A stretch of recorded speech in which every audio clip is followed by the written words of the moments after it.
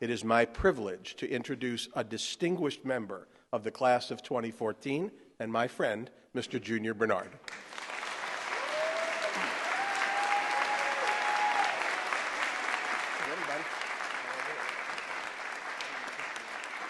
7 years ago, I was this poor boy who grew up in a popular Haitian neighborhood with no electricity, no clean water. Most of our parents had no jobs. Starvation killed children right in front of my eyes. It was always a struggle to find food, let alone to have good clothes on our skins. Having enough of our misery, I escaped from home and went to the Dominican Republic in hope to discover a better life. But it was only to realize that I was going to experience the worst of life. Now, I found myself begging on the streets of a foreign land to survive. The situation was so critical that I made my way back home as a total disaster. When I looked at the future, all I saw was darkness. I was scared. I was scared that I would never amount to anything in life. My dream was to come to America one day in hope to obtain an education. But when the people in my neighborhood heard that, they laughed at me. Some of them called me names and they said it was impossible. But one thing I told them in response, if I'm going to die in poverty anyway, I might as well die trying, because a lot of them believed we would end up dying in poverty.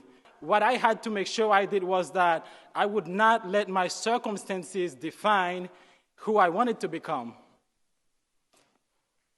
Thank you.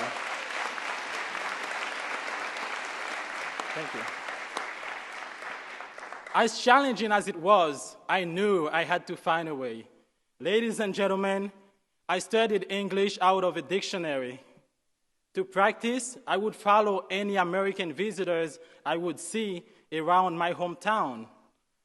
After 3 years of experiencing a lot of failures and rejections, consistent prayers to God, I finally came across a man with such an altruistic heart who told me that he would help me come to America.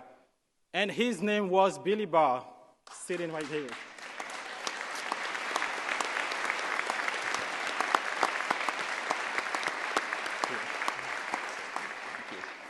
In 2010, I went to the capital of Haiti to prepare my paperwork, but during my time there, I went through a devastating earthquake that killed over 500,000 of my people in less than a minute. 500,000. My hope was gone, and I was devastated. I came back home thinking that I would never get another chance in life. But deep within, I had a strong desire to write a letter in which I wanted to share the story of my survival with all my friends over the internet. And that's exactly what I did. Believe it or not, that letter went places I never thought possible. People started to share it with their friends and families. Next thing I knew, an American university reached out to me, and they told me they had read my letter and they wanted to help. I would not believe this, but within just a matter of months, I found myself in a plane coming to the United States of America, and the university that helped to save my dream was Alvernia University, ladies and gentlemen. Thank you.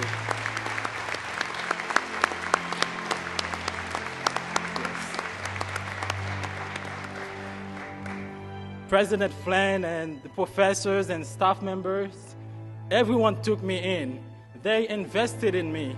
They cared for me as if I was their own child.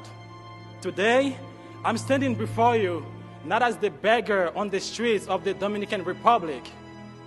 I'm standing before you not as the boy people thought would never amount to anything in life. But today, I'm standing before you as a man full of hope and a bright future. Thank you.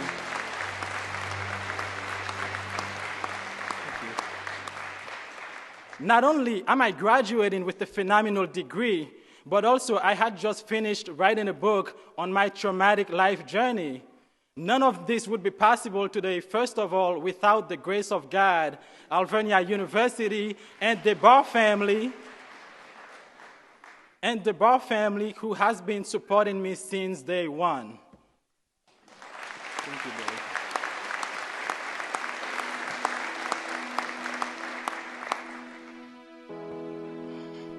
My dear friends, when you see people suffering in the streets, please, let's not forget about them. A lot of them are dying for an opportunity. If only you would take a step back and help those people, whatever you do for them, they might make the best of the opportunities you offer to them. Today, I have more than 20 relatives that have so much hope just because of what I have accomplished. I dream of going home and helping to change the lives of thousands. And you know why? Because now I can. And thanks to Alvernia, my life will never be the same again.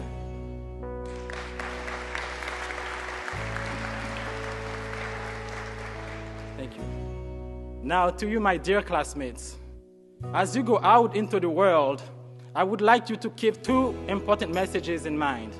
Number one, hold on to God. There will be times in your life when you feel like you can't make it on your own. God will be on your side. I am a witness of this. And secondly, remember, there are no limitations in life. Really, if I can be where I am today and do what I'm doing now, it is true that there are no limitations in life. Always allow yourself to dream as big as your mind wants you to. And then from there, have faith.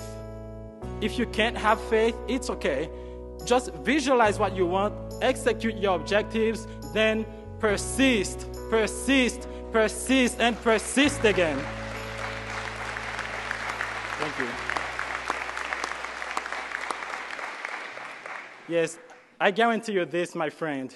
If you persist in the midst of all, sooner or later, you will see the day of your victory. Thank you very much for this honor. Thank you.